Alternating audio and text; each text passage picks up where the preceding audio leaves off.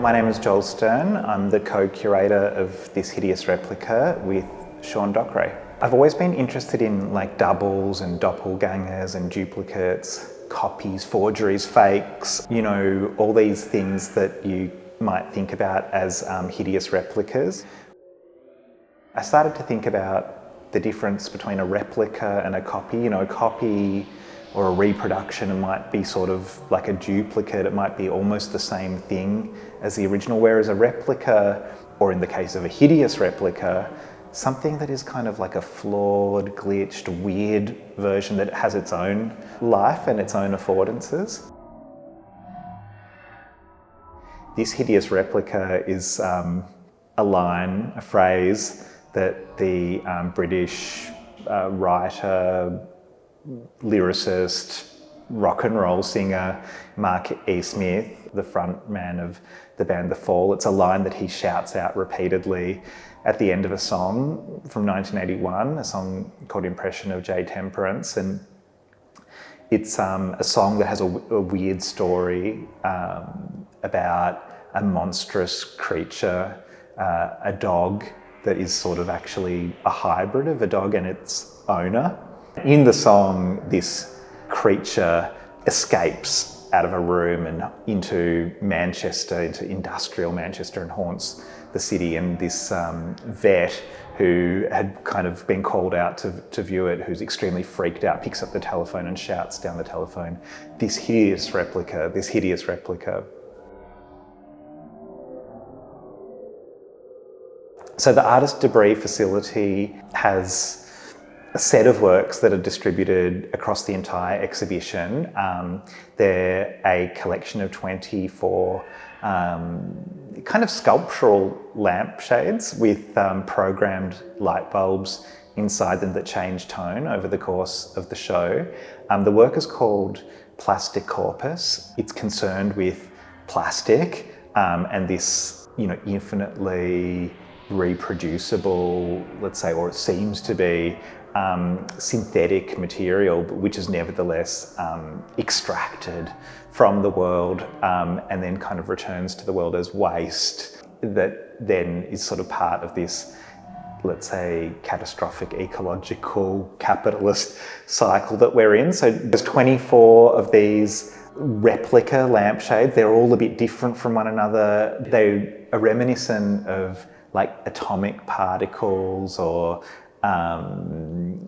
virus structures. And just to return to the title, so Plastic Corpus, we're talking about a corpus, a world of plastic, but also the corporeal, the sort of plastic of the body made of plastic, the microplastics that we ingest and that now scientists are telling us inhabit every part of not just, the world, but our bodies too. And I think Debris is really interested in thinking about the way in which bodies become synthetic, become corporate, become replicable, and become almost like consumer objects. Liang Lascum has a work in the show it's really special. I think it's kind of really distinctive in the exhibition from all of the other works, although obviously there are numerous overlapping references. It's called Shadow Tresses, and it's a shadow puppetry sculpture. Liang has been thinking about puppetry in the context of her filmmaking practice for some years now, and so this work takes a specific reference from Malaysian culture and also from Malay film, the Pontianak, which is this mythological figure of a woman who's died, who returns from the dead to seek vengeance on those who've wronged her. So, and I'm taking this from Liang's research, which she's shared very, very generously, but it's a woman who's died either in childbirth or at the hands of a violent man who returns and kind of haunts the perpetrators or those who've remained. And Liang has made this beautiful piece that uses kombucha leather, which is stretched to look like skin. It's kind of hideous as appropriate for the show, and behind this stretched skin is a kind of rotating light which illuminates these very gothic kind of moving sculptural materials that call to mind hair and nails and fingers. And there's something about it which is kind of like a proto-cinematic experience. It's like that moment before cinema is invented where there are all these sort of devices that can produce shadow play and light play and moving images as a kind of reproduction of the real, but also as a kind of phantasmagoric experience.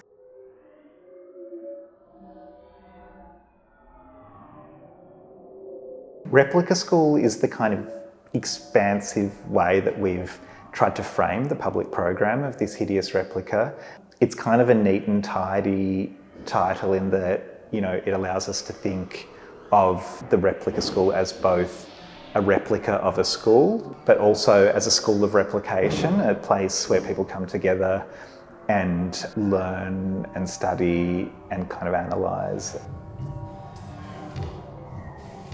So the Replica School incorporates long-form workshops that are to do with, you know, collaborative production, in Anna Vassov's case of, you know, sculptures and clones, numerous reading groups that are about sort of reading together and rereading texts from the past and kind of trying to bring them into the present, in the case of Mackenzie Walk's Hacker Manifesto reading group, which looks at a 25-year-old text through the prism of its relevance today. And then numerous performance-based events at Miscellanea, which is an extremely cool and fun club right across the road from RMIT.